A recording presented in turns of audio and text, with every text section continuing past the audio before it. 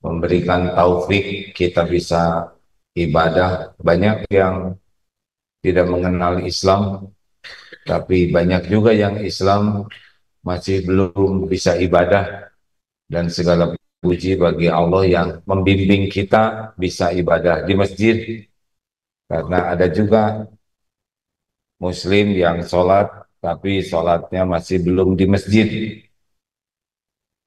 Mudah-mudahan Allah yang memberikan taufik benar-benar menerima apa yang kita lakukan ini jadi amal soleh.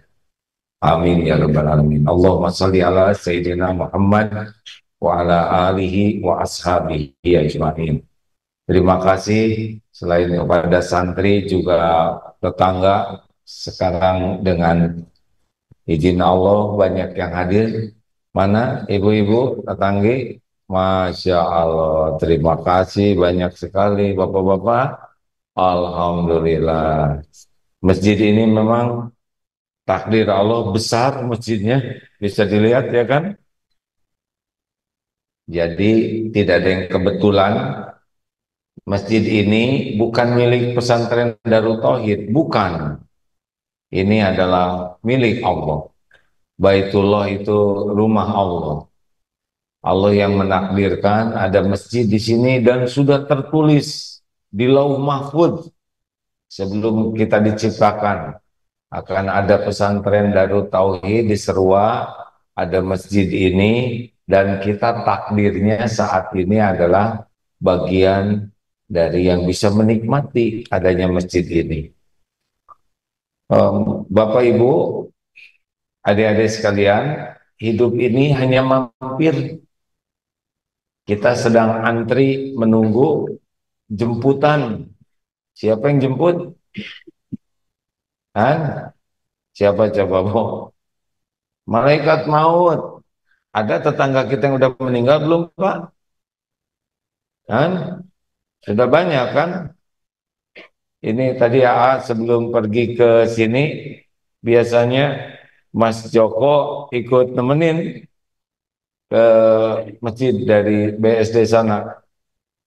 Nah, 2 hari yang lalu beliau berkata gini, AA, mertua saya sedang sakit. Bisa nggak tolong buatkan video?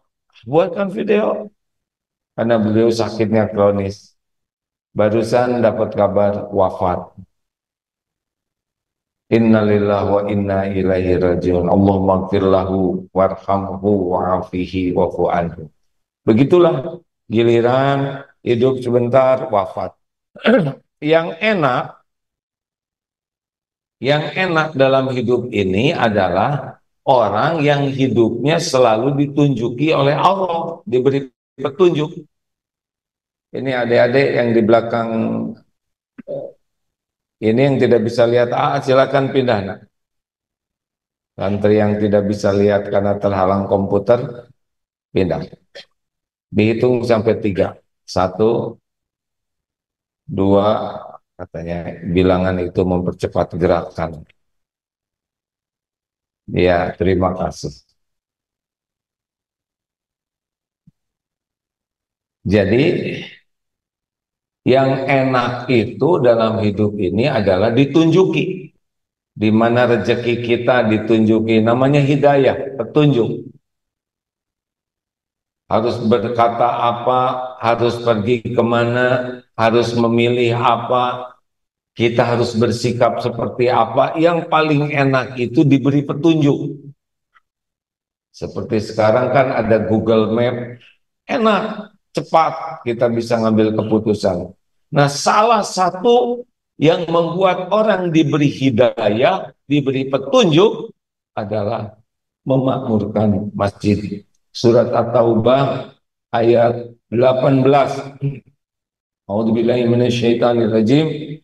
Innama ya'muru masajidallah man amana billah wal yaumil akhir wa aqamas shalah wa ataz zakah wa lam yahsya illallah wa asa ulaika ayyakunu minal muhtadin. Hanyalah orang-orang yang memakmurkan masjid Allah, yang beriman kepada Allah, man amana billah wal yaumil akhir, dan hari akhir, lalu mendirikan sholat, wa aqama sholat, wa ataz zakat, membayar zakat, dan tidak takut selain hanya kepada Allah, mereka itulah yang diharapkan mendapatkan petunjuk dari Allah. Jadi, kalau ingin hidup ini lebih mudah, hidup ini lebih berkah, hidup ini lebih bahagia, maka kunci di antara kuncinya adalah harus menjadi orang yang senang memakmurkan masjid Allah. Jadi hidup ini jauh dari Allah pasti susah. Yang membuat hidup ini mudah, kalau dimudahkan Allah. Kalau disusahkan Allah ya susah aja. Nah, pintu pertolongan Allah itu adalah memakmurkan masjid. Bahkan orang yang memakmurkan masjid itu makin jauh rumahnya makin bagus. Karena setiap langkah menuju masjid, satu langkah menggugurkan dosa, satu langkah dapat menaikkan derajat. Sehingga alhamdulillah, siapa yang paling jauh di antara kita nih yang ke masjid? Ibu dari mana? Dari Bandung? Oh, berarti sama ya. Jadi barang siapa yang berwudu di rumah, ini hadis sahih muttafaqun alaih ya, yang di rumahnya wudu lalu ke masjid, nah setiap langkah itu menggugurkan dosa. Waduh, saya naik motor, bagaimana? Pasti ada perhitungannya di sisi Allah. Karena zaman dulu jalan, sekarang juga ke sini naik kendaraan, nanti pulang naik sepeda. Ada perhitungannya. Dan sholat di masjid bedanya 25 derajat lebih, berkali lipat. Ada yang menyebut 27, ada 25. Jadi sholat sendiri di rumah dengan sholat di masjid beda. Kita 25 kali subuh di rumah nggak akan kuat. Nah, sekali sholat di sini 25, 27 kali lipat. Apalagi kalau jamaahnya banyak. Makin banyak jamaah, makin banyak pahala. Maka berangkat ke masjid itu adalah menguatkan iman. Jadi kalau hidup ini ingin bahagia, kunci bahagia ada berapa adik-adik? Kunci bahagia ada berapa? Satu, iman. Dua, amal soleh. Jadi orang kurang bahagia pasti kurang iman dan kurang amal soleh. Nah, salah satu yang bisa menguatkan iman adalah senang ke masjid dengan niat memakmurkan masjid Allah, niat sholat jamaah, niat menimba ilmu, niat itikaf, niat untuk zikrullah, niat silaturahim. Jadi ke masjid ini luar biasa. Bahkan Rasulullah Shallallahu Alaihi Wasallam ada pernah berbicara begini, kurang lebih ya, belum sempat membaca hadis yang lengkapnya. Jadi mau disuruh orang imamin dan Rasulullah mau keliling cari rumah-rumah orang yang tidak ke masjid, mau dibakar. Ini ilustrasinya betapa penting sekali ke masjid itu, apalagi bagi lelaki. Ibu udah pernah dengar ada lelaki solehah, Bu? Hah? Siapa lelaki solehah? Hah? Lelaki yang sholatnya di rumah terus? Nggak ada lelaki solehah. Lelaki soleh yang ada. Kalau sholat di rumah terus bagaimana? Ada yang lebih baik di masjid. Di masjid itu rumah Allah. Orang sering ke masjid iman menguat. Orang sering ke masjid dosanya berguguran. Orang sering ke masjid pahalanya meningkat. Orang yang sering ke masjid doa-doanya diijabah. Lebih diijabah. Karena di masjid ini suasana ibadahnya bisa lebih khusyuk. Iya kan? Sholat di rumah susah pakai bacaan yang agak panjang kalau kurang hafal. Di masjid kepaksa ikut imam. Ya, yang mau duluan nggak bisa. Makanya orang yang ke masjid bisa dapat ilmu. Niat itikaf sepanjang waktu itikaf, pahalanya luar biasa selama di masjid ini. Makanya orang-orang yang hatinya tertambat terus ke masjid, ini kan pasti meninggal. Nanti di yaumal akhir ada naungan, hanya 7 kelompok yang dinaungi oleh Allah. Yang tidak ada naungan, orang berat sekali di padang mahsyar. Tapi salah satu di antara yang dinaungi oleh Allah adalah orang yang hatinya selalu tertambat ke masjid. Jadi mumpung dekat dengan masjid, pernah ke Jepang. Di Jepang ada mu'alaf. Mu'alaf ini tiap hari menjemput orang Islam lainnya untuk ke masjid. Dia punya mobil, beliau punya mobil, kemudian 7 kalau tidak salah dengan supir ya. Jemput walaupun musim salju, walaupun musim dingin, subuh dan isya selalu, kalau siang beliau kerja, tapi selalu jemput ke masjid, lalu pulangnya diantarkan. Ini mu'alaf. Kakek-kakek sangat semangat ke masjid dan semangat mengajak yang lain ke masjid.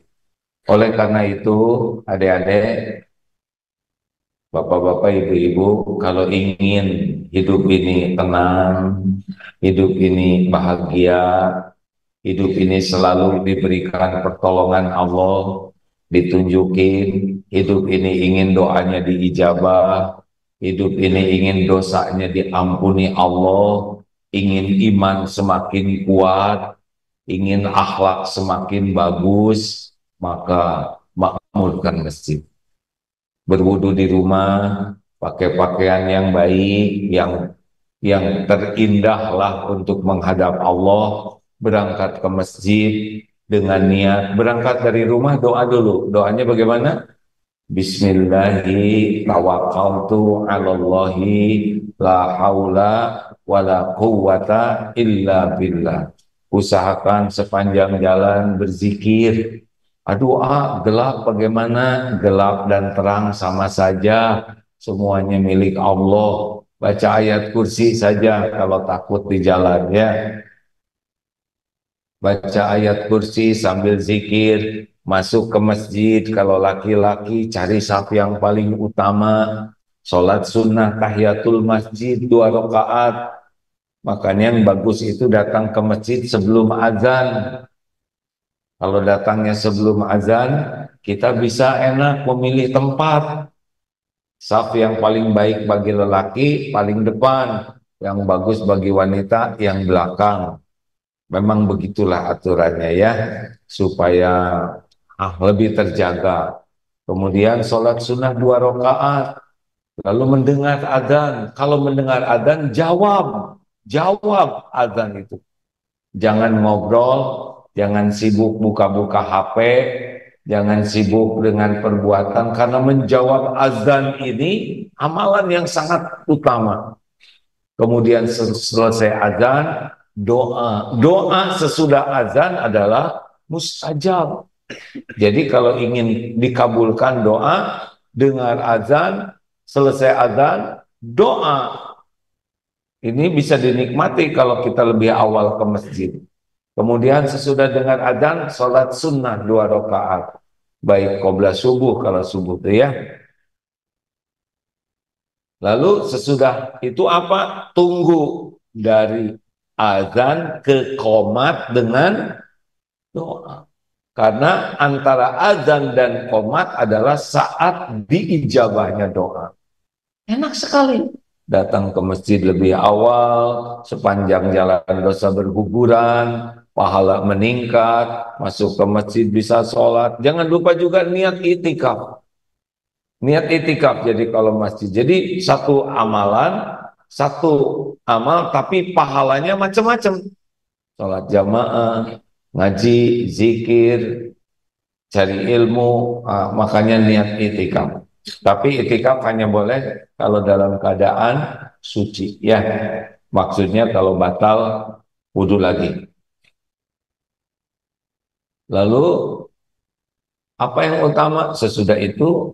ah, Tunggu komat, sholat jamaah, pahalanya berlimpah. Makin panjang bacaan imam, itu sebetulnya kita ikut kebagian pahala.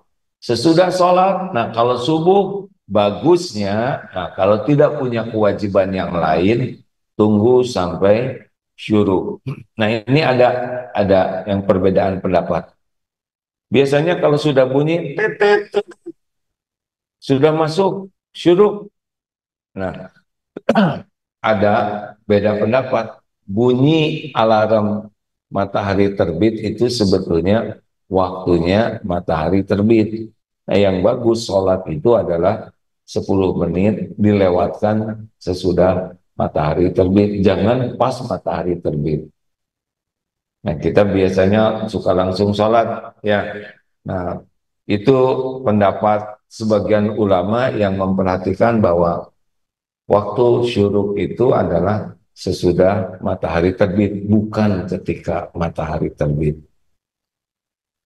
Alhamdulillah, rasakan saja kalau orang sudah ke masjid, syaratnya ikhlas ya, bukan ria, bukan ingin dipuji, bukan ingin dikagumi orang, tapi benar-benar ya Allah, Engkau takdirkan saya dekat dengan masjid, Engkau berikan kesempatan bisa di masjid yang aman, yang nyaman. Alhamdulillah saya ke masjid semata-mata karena Engkau.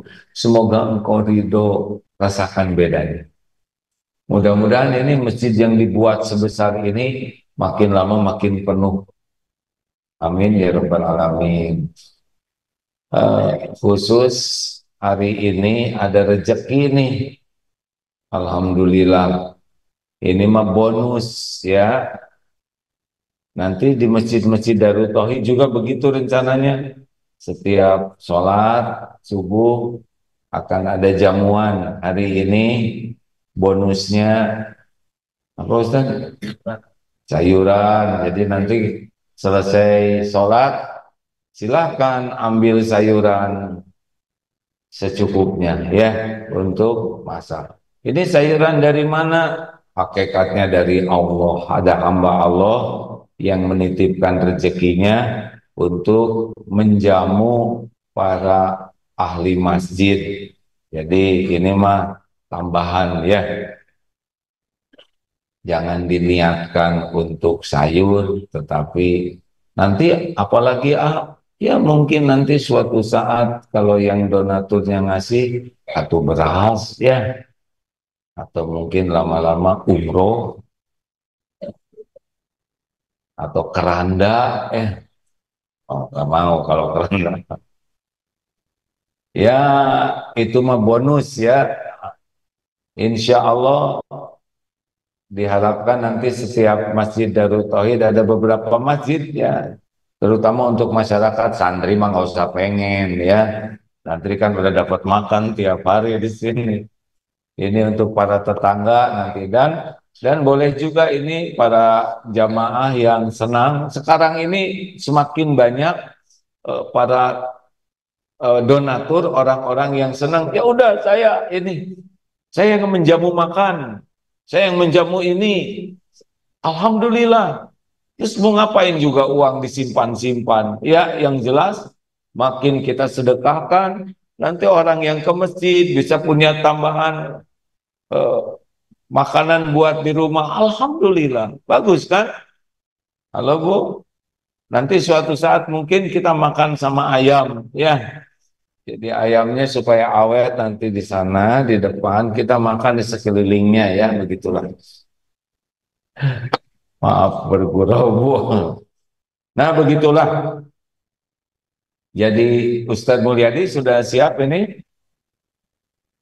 Ustadz silakan ya. Jadi Bapak Ibu yang baik, para pemirsa yang budiman, yang menyimak lewat semua medsos, bertekadlah kita menjadi ahli masjid, apalagi lelaki.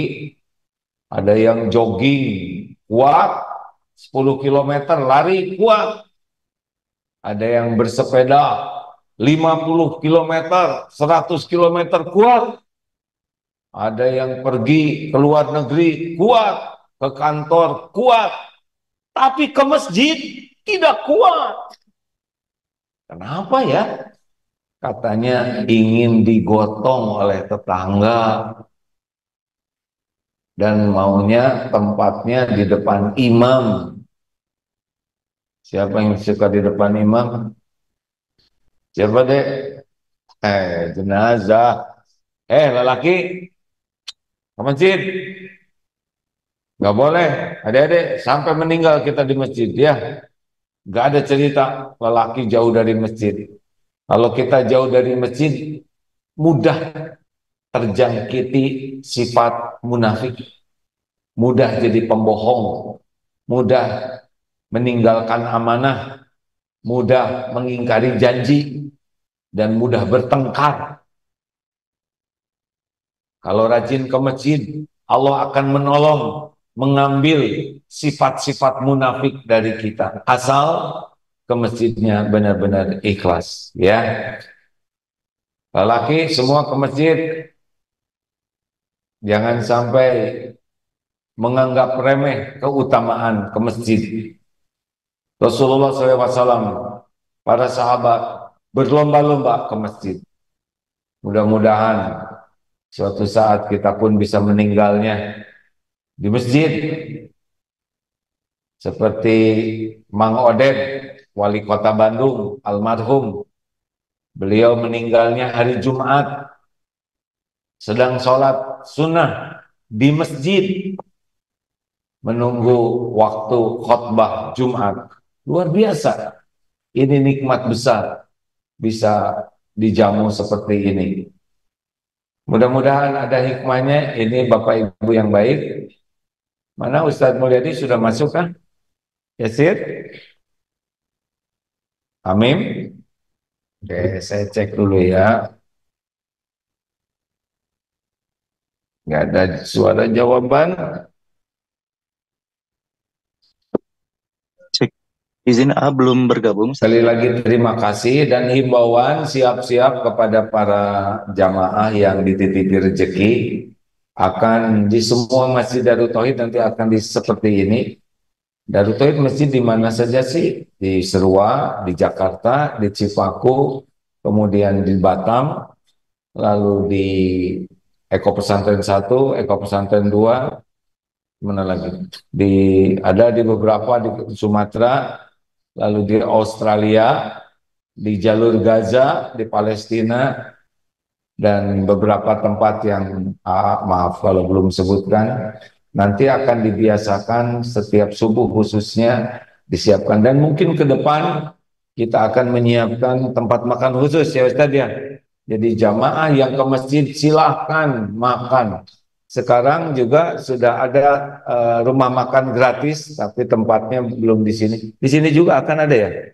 Jadi siapapun nanti tetangga masjid yang lapar, belum sempat masak, atau mau ke kantor, belum sempat masak, silakan datang ke masjid, insya Allah disiapkan makanan. Semuanya gratis ya, tidak ada bayar. Sekarang baru 4 kali sehari yang di BSD sana disiapkan untuk 100 orang yang mau makan. Siapa aja boleh. Boleh bungkus, boleh ya. Tapi yang di sini hari ini baru sayuran dulu. Ya Ustaz ya. Kapan mulai makan-makannya? Nanti diinformasikan. Ada yang nanya, bagaimana biayanya? Allah nanti ngasih rezeki lewat siapa saja. Ya, tidak akan berkurang harta dengan sedekah. Makanya teman-teman yang dititipi Allah rezeki, mau ngapain disimpan-simpan? Mau ngapain disimpan-simpan? Ayo keluarkan sebagian. Mana qasat shadaqatun min mal. Tidak akan berkurang harta dengan sedekah. Tidak bisa berkurang. Ya, harta rezeki semuanya milik Allah. Kalau kita senang sedekah, Allah akan menjaga rezeki kita. Tiap perlu cukup. Ya, iman makin kuat, hati makin bahagia, doa makin diijabah, musibah kita oleh Allah ditolak, kemudian dosa-dosa diampuni, justru karena nikmatnya bersedekah ini sepanjang ikhlas. Terima kasih.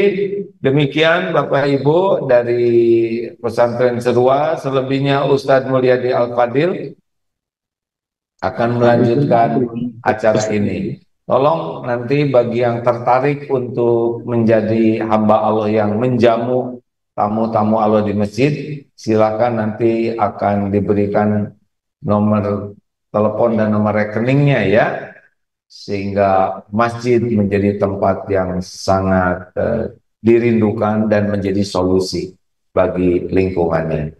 Terima kasih. Assalamualaikum warahmatullahi wabarakatuh. Bismillahirrahmanirrahim. Assalamualaikum warahmatullahi wabarakatuh. Alhamdulillahirabbil alamin. Alhamdulillahilladzi wa kafa wassalatu wassalamu ala nabiyil mustafa wa ala alihi wa ashabihi ahli sidqi wal wafa. Asyhadu an la ilaha illallah wahdahu la syarikalah wa asyhadu anna Muhammadan abduhu wa rasuluhu alladzi la nabiyya wa rasulullah ba'da amma ba'd. Alhamdulillah, puji syukurannya milik Allah. Salawat salam semoga dilimpah curah kepada Nabi kita, teladan hidup dan kehidupan kita, uswah dan kedua kita Nabi Muhammad Sallallahu Alaihi Wasallam. Bapak Ibu dimanapun berada, kita lanjutkan. Mohon maaf tadi saya agak terlambat dari masjid dulu. Kita lanjutkan kajian yang disampaikan oleh guru kita tadi. Masih ada waktu kurang lebih 20 menit atau 19 menit lagi ya. Izin saya melanjutkan pembahasan kemarin karena masih banyak pertanyaan kemarin yang belum dijawab terkait masalah fikih salat ya. Dan Bapak Ibu juga masih bisa bertanya, silakan nanti di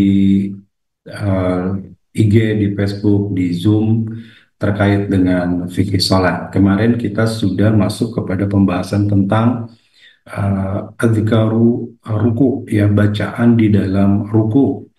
Ya, ada beberapa bacaan, sedikit saya ulang, ada 5 paling tidak. Yang pertama kita membaca Subhana Rabbiyal Azim 3 kali, juga boleh lebih ya, Subhana Rabbiyal Azim, Subhana Rabbiyal Azim, Subhana Rabbiyal Azim.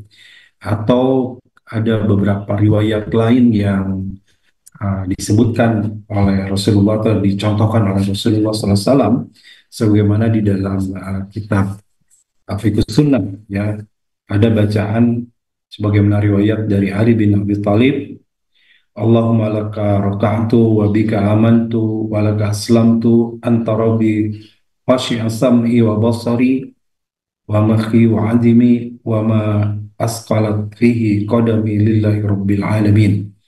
Itu bacaan yang kedua. Ada juga bacaan Subuhun Qudusun Rabbul Malaikati Warruh, sebagaimana riwayat dari Aisyah. Kemudian ada juga bacaan dengan kalimat Subhanadil Jabbarut wal Malakut wal Kibriya wal Azamah. Ini juga ada seperti diterima dari sahabat Auf bin Malik, riwayat Abu Daud, Tirmizi, dan juga Nasai. Dan yang kelima itu diriwayatkan oleh Imam Ahmad, Bukhari, dan Muslim, serta yang lainnya. Ada bacaan Subhanakallahumma Rabbana wa bihamdika Allahumma gfirli. Itu diantara bacaan-bacaan ruku yang bisa kita baca, atau zikir ruku yang dicontohkan oleh Rasulullah SAW. Baik, pertanyaan yang belum terjawab kemarin ada di IG Arna Gawati ya, India Gawati. Assalamualaikum warahmatullahi wabarakatuh. Saya mau tanya salat sunat syuruk. Oh, ini udah ya. Melakukan salat qardho fardu di setiap selesai fardu, apakah boleh? Nah, ini memang ada berbeda pendapat terkait dengan salat qardho ya. Pendapat pertama, tidak ada qardho di dalam salat ya, sebagaimana ungkapan Rasulullah SAW, amara nabi qadais saum wala bi qadais salat.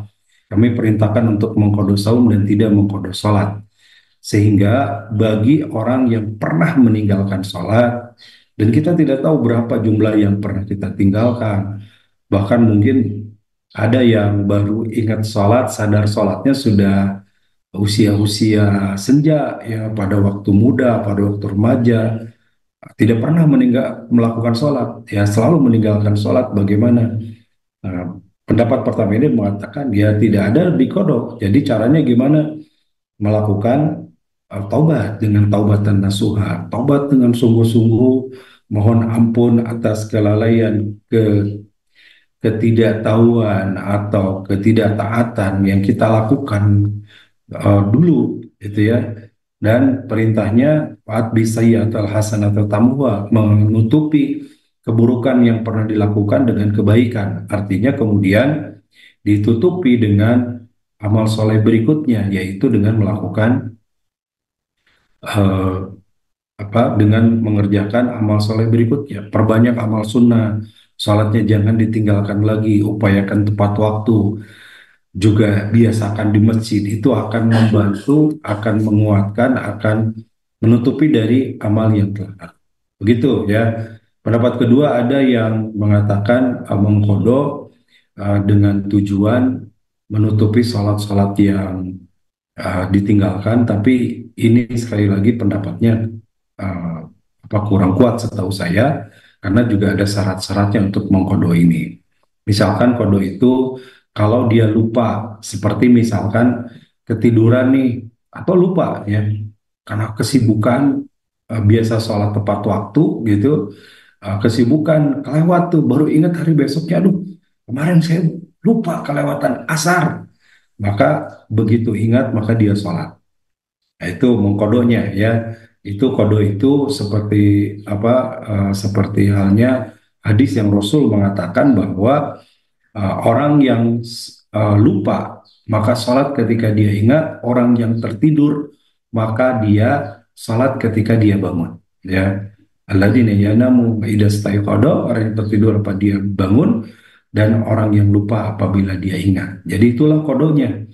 Ya, jadi yang ingat yang kemarin tuh belum sempat sholat karena kelewat, karena jadi tidak menyengaja gitu ya, tidak disengaja memang meninggalkan, tapi memang lupa dan tidak sempat gitu ya, karena dilupakan memang oleh Allah karena kesibukan dan sebagainya, ya manusiawi begitu, dan bukan hal yang rutin gitu. Jadi itu yang dimaksud kodo di sana. Tapi kalau misalkan rutin diulangi dan apalagi menyengaja, yaitu benar-benar harus taubatan nasuha, ya tidak cukup atau tidak bisa dengan dikodo. Dan apalagi jumlahnya juga tidak jelas, yang saking banyaknya ya.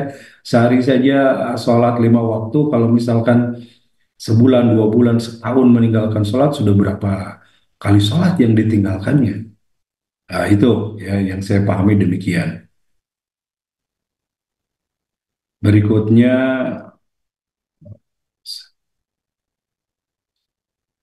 tata cara sholat qobliyah zuhur sudah ya. Sholat Jumat langsung berdoa yang dipimpin imam. Mohon penjelasan apakah zikir boleh, zikir biasa. Ini dari YouTube Nostalgia.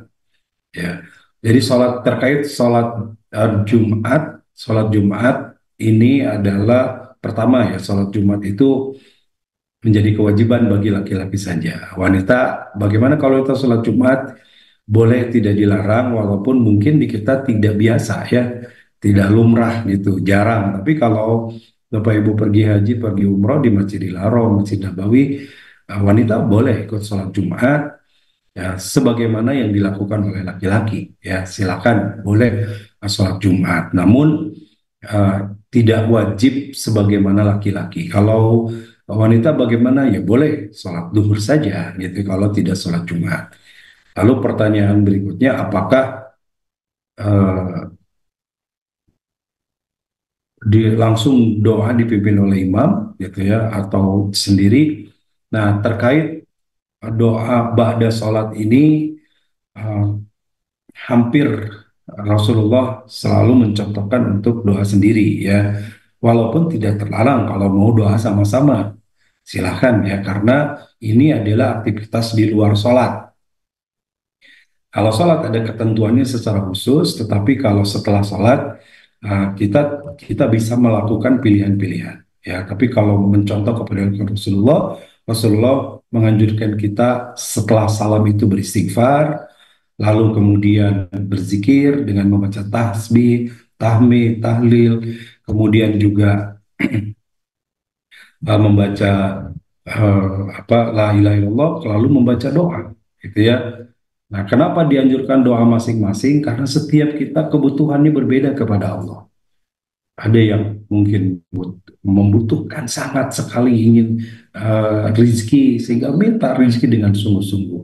Ada yang ingin punya anak sudah beberapa tahun menikah tidak punya, minta selepas sholat ya, karena termasuk saat yang mustajab min kulli duburis sholat, setiap selesai sholat itu adalah saat mustajab doa.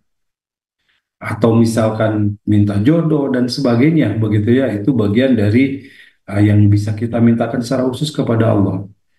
Tapi kalau yang umumnya ya boleh saja, silakan kalau berdoa secara umum, misalkan berdoa terkait dengan keselamatan dunia akhirat, itu juga dipimpin imam, terkadang silakan ya. Tapi tidak mesti, tidak wajib, tidak seperti hanya sholat berjamaah yang dipimpin oleh imam dari takbir sampai salam, ya doa ini tidak mesti dipimpin oleh imam bersama-sama begitu ya. Yang kedua, dianjurkan doa ini kita tidak secara keras ya, karena kita berdoa kepada Allah yang maha mendengar, maha mengetahui, bahkan lintasan hati kita juga Allah sudah tahu. Jadi tidak usah dengan keras-keras, tidak usah dengan apalagi teriak-teriak. Allah maha mendengar. Ya, jadi diperintahkannya apa? Tadarruh wa khufyatan, dengan kerendahan hati, dengan rasa takut, itulah permohonan kita kepada Allah. Ya, logika saja, ini logika ya. Misalkan kepada manusia saja, seorang anak minta uang jajan, kan kalau teriak-teriak mintanya sambil, apalagi sampai teriak-teriaknya keras gitu ya, tentu belum tentu dikasih. Tapi kalau dengan cara memelas, dengan cara penuh kerendahan hati, dengan lembut, itu peluang dikasihnya lebih besar. Ini manusia ya. Allah yang maha tahu tentang keinginan kita, kebutuhan kita, tentu harusnya kita sangat sangat memperlihatkan kebutuhan kita kepada Allah sehingga layak kita ditolong, diberi, dikabulkan permintaan kita oleh Allah Subhanahu wa taala. Begitu ya, dari Pak siapa, nostalgia namanya ini ya, di YouTube. Ibu Lili, ini ada Ibu Lili Yulianti di Zoom. Assalamualaikum Ustaz, izin bertanya, Bapak saya pasien bed rest. Pernah sewaktu beliau pup di waktu maghrib dan dibersihkan terlebih dahulu hingga waktu maghrib habis. Waktu sholat maghribnya di waktu isya karena sudah azan. Bagaimana? Apa sebaiknya sholat dulu walau ada kotoran? Ya tidak apa-apa Bu, ya nggak apa-apa. Jadi itu eh, niatnya sudah masuk karena harus dibersihkan dulu, harus dibereskan dulu. Ternyata waktunya habis, sholatlah pada waktu tersebut. Ya, ini dikategorikan hukumnya kepada hukum yang darurat. Ya, tentu artinya kondisi seperti ini bukan kondisi yang rutin. Ya, tetapi sesekali saja. Tetapi mungkin peristiwa saat itu saja, dan darurat itu dibolehkan ya. Jadi di dalam kaidah usul ada yang menyebutkan istilah dengan ad-daruratu tubihul maqdurat. Dengan darurat itu mengakibatkan sesuatu yang madarat atau sesuatu yang terpaksa dilakukan begitu ya. Jadi sama juga dengan kondisi hadisnya secara umum, orang yang lupa dia sholat ketika ingat, orang yang uh, tertidur dia sholat ketika bangun. Nah ini kondisinya kan masih belum memungkinkan saat itu, maka pada kondisi memungkinkannya sudah bersih, sudah aman, baru dia sholat. Waktunya uh, maghrib karena terbatas masuk ke isya, bagaimana? Di waktu isya boleh sholatnya tetap niat sholat maghrib. Begitu ya, nanti dilanjutkan dengan sholat isyanya sebagaimana yang waktu pemilik waktunya tersebut. Begitu Ibu Lilik ya. Baik, lanjut di Instagram dari Eni Syarif 18. Mau tanya Ustaz, kalau sholat tahajud 6 rakaat, apakah setiap 2 rakaat membaca tahiyatnya selalu tahiyat akhir? Iya betul Bu. Jadi sholat tahajud itu kita bisa 2 rakaat, tambah lagi 2 rakaat jadi 4 rakaat, tambah lagi 2 rakaat jadi 6 rakaat, tambah lagi 2 rakaat jadi 8 rakaat. Nah itu ya plus nanti witir 3 jadi 11. Itu kebiasaan yang dilakukan oleh Rasulullah. Seringnya Rasulullah 11 setiap malam. Kadang bisa lebih, kadang kurang, kadang pernah satu riwayat 13, pernah 9, pernah 7, karena panjang dan lamanya bacaan Rasul. Artinya 11 ini apa hitungan yang ideal yang bisa kita kerjakan. Tetapi bagaimana cuma 2 ya boleh, cuma 6 ya nggak apa-apa. Bagaimana tahiyat akhir? Tahiyat akhir setiap 2 rakaat, Bu. Jadi 2 rakaat tahiyat akhir, nanti berdiri lagi, tambah 2 rakaat tahiyat akhir, berdiri lagi tambah 2 rakaat tahiyat akhir. Sehingga kalau 6 rakaat seperti yang Ibu lakukan, maka 3 kali salam dan setiap salamnya tahiyat akhir. Begitu Ibu ya, di Ibu Hemi Sarip. Kemudian dari Masim 774, ya, Masim, Bapak atau Ibu ya? Pak Masim mungkin ya, atau Kang Masim. Assalamualaikum, jika bacaan dalam ruku tidak sampai wabihamdi, apakah dalam sujud juga tidak? Subhana rabbiyal a'la wa bihamdi. Iya. Jadi wabihamdi ini kemarin sudah dibahas ya, bahwasanya banyak riwayat di sini disebutkan wa amma lafdu subhana rabbiyal azim wa bihamdi, artinya juga sama dengan subhana rabbiyal a'la yang ada tambahan wa bihamdi. Faqad jaa min iddati turuq kulliha dha'ifah. Ya, banyak jalan yang meriwayatkan tetapi semuanya lemah hadisnya, lemah itu menurut uh, Syekh Said Sabiq, sehingga ketika baca subhana rabbiyal azim tidak pakai wa bihamdi, ketika subhana rabbiyal a'la pun sama tidak pakai wa bihamdi, gitu ya. Subhana rabbiyal a'la cukup sampai situ, tidak pakai wa bihamdi. Baik, lanjut di YouTube Ibu Nung Sumiati, izin bertanya, bagaimana hukumnya kalau sholat tahajud dilakukan tapi sholat sunat ba'da isya tidak? Karena ketika sudah sholat isya selalu buang angin. Ya, hukumnya semuanya sunnah ya, baik ba'da isya, sholat tahajud, sholat witir, hukumnya sunnah. Ketika tidak dilakukan ya tidak berdosa, ya tidak apa-apa. Hanya kalau kita bicara keutamaan, salat rawatib itu lebih utama, apalagi rawatib yang itu terkait dengan rawatib yang muakkad seperti ba'da isya, sebaiknya dilakukan ya. Nah, setelah salat fardu, salat rawatib, ada salat yang utama, itu salat tahajud. Bahkan Rasul bahkan mengkategorikan tahajud ini yang utama setelah salat fardu ya, afdholis salat ba'dal fardi qiyamul lail. Salat yang utama setelah salat fardu atau salat wajib adalah qiyamul lail. Nah, jadi kalau tidak dilakukan ya tidak apa-apa, Bu, tidak berdosa ya, tentu saja karena hukumnya sunnah. Hanya saja tentu sebaiknya tetap kita melakukan, karena sunnah itu bukan berarti uh, tidak sekedar tidak berdosa memang, tapi kita rugi kalau kita tidak melakukan karena kesempatannya tidak berulang ya. Pada Isya yang tadi malam itu nggak bisa berulang lagi. Nanti malam ada lagi ya sudah beda, besok malam ada lagi sudah beda hari ya. Jadi yang tadi malam kelewat ya sudah nggak bisa kita ulang. Dari Facebook Ibu Tika Maitaska, izin bertanya Pak Ustadz, bagaimana hukum orang yang sudah tua sholat memakai pampers? Kalau memang itu darurat sehingga tidak memungkinkan untuk tidak memakai, jadi kategorinya rusak. Dia bisa wudhu tetap sholat pampersnya dipakai. Lebih baik kalau bisa diganti dulu pampers yang baru. Ternyata sudah sholat, sedang sholat, keluar juga tidak lama, keluar lagi sudah gak bisa dikendalikan, maka itu rusak. Silakan lanjutkan saja sholatnya.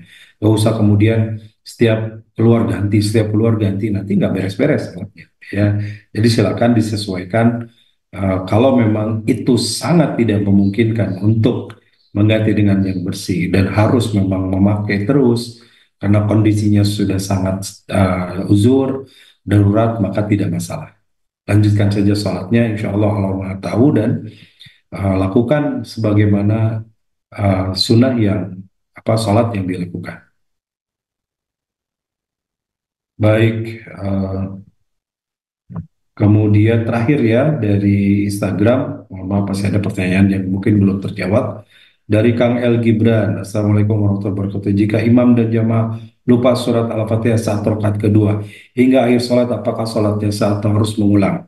Ya, Al-Fatihah itu termasuk rukun. Kalau ada rukun yang terlewat, maka penggantinya kita melakukan sujud sahwi. Ya, sujud sahwi. Subhanallah la yanam wala yaswi. Uh, Maksudnya Allah yang tidak tidur dan tidak pernah lupa.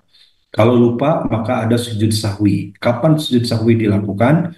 Ketika setelah tahiyat akhir, boleh sebelum sawal, maaf, boleh sebelum salam setahiyat akhir, atau setelah salam boleh. Jadi sebelum salam sudah innaka hamidum majid, sujud sama seperti halnya kita sujud biasa, gerakan sujudnya lalu membaca tadi subhanallah la yanam wa la yaswi, maha suci Allah yang tidak pernah tidur dan tidak pernah lupa, duduk antara dua sujud membaca Rabbi Firli juga, kemudian sujud lagi, lalu duduk lagi dan salam, yaitu di tahiyat akhir. Atau setelah salam boleh, setelah salam baru sujud, duduk antara dua sujud, lalu sujud lagi, lalu salam. Ya, itu sujud sahwi. Jadi tidak usah diulangi sholatnya, tetapi melakukan sujud sahwi karena ada yang lupa dari rukun. Tidak hanya Fatihah, tapi misalkan lupa ruku, lupa i'tidal, lupa tahiyat, lupa sujud, lupa rokaat, maka itu kalau selesai sholatnya, sujud sahwi sebagai penggantinya. Jadi sholatnya nggak usah diulang. Begitu Bapak Ibu, semoga ada manfaatnya. Terakhir ya Pak Sugoro ya, Ustadz kalau terlambat untuk sholat sunat fajar karena sholat subuh berjamaah sudah dimulai, apakah setelahnya boleh ya? Tentu ini pada kondisi yang dia sudah terbiasa sholat fajar atau sholat qobliyah subuh, lalu terlambat, maka boleh setelah sholat subuhnya selesai dengan niat tetap sholat qobliyah subuh. Dan itu bukan hal yang rutin, tapi sesekali dilakukan. Itu yang pernah dilakukan oleh seorang sahabat dan Rasul menegur. Karena ada sahabat yang sholat setelah subuh, kata Rasul, sholat apa engkau tadi? Saya belum sholat qobliyah subuh ya Rasulullah. Oh kalau begitu tidak apa-apa. Tapi jangan kau biasakan kata Rasulullah. Artinya kalau sesekali terlambat seperti kasus Pak Sugoro ini boleh Pak, tetapi tentu bukan hal yang dibiasakan kita lakukan. Terlambat terus sehingga qobliyah subuhnya jadi ibadah subuh terus gitu ya. Ya mungkin seumur hidup sekali, seumur dua kali, setahun sekali juga jangan begitu ya. Sesekali saja yang itu pada kondisi tertentu. Demikian Bapak Ibu, sudah jam 6 lewat 2, sekedar melanjutkan dari apa yang tadi sampaikan ya, mohon maaf mungkin materinya berbeda karena saya ranahnya fikih. Terima kasih, insya Allah di sini ada pendaftaran masih terbuka ya, yang daftar STAI baik program reguler maupun beasiswa dibuka silakan, informasinya 0813 2120 2628. Oh, yang kerja ada juga kelas sore atau kelas karyawan juga boleh ya. Silakan nanti daftar 0813 sini 2120 2628 ya. Di situ bisa chat, bisa telepon, bisa WA, bisa SMS, bisa kontak. Mangga untuk informasi masih terbuka karena mulai kuliah nanti di bulan September ya. Terima kasih dan mohon maaf. Aku qouli hadza wa astaghfirullah li wa lakum. Wallahul muwaffiq ila aqwamit thoriq. Barakallahu fikum. Wassalamualaikum warahmatullahi wabarakatuh.